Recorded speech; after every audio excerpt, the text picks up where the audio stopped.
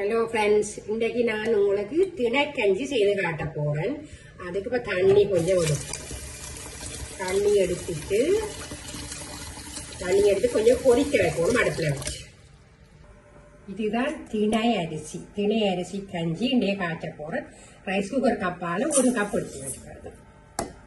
இதை 2 தரம் நல்லா கழுவ வேணும்.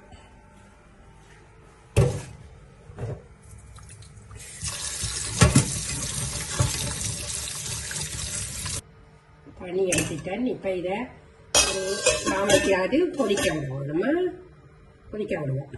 கழுவிட்டு இப்போ இருக்குல்ல, இந்த கொதிச்ச தண்ணிக்குள்ள இதை போடுறோம். சரியோ, போட்டுட்டு உப்பும் கொஞ்சம் போடணும்.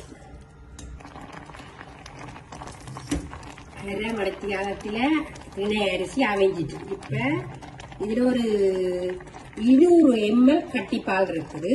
தேங்காய் பால் அது விட போகும்.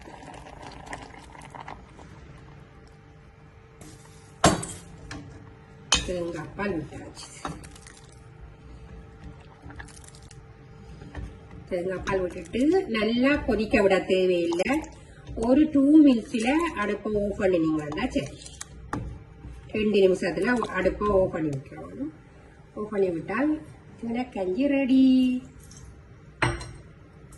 நல்ல சத்தானதும் நல்ல பாரம்பரிய தானியங்கள் தான் இதெல்லாம்.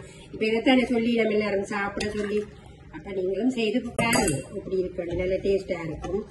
இது இந்த கஞ்சி 2 பேருக்கு நல்ல தாராளமா போதுமானதா இருக்கும்.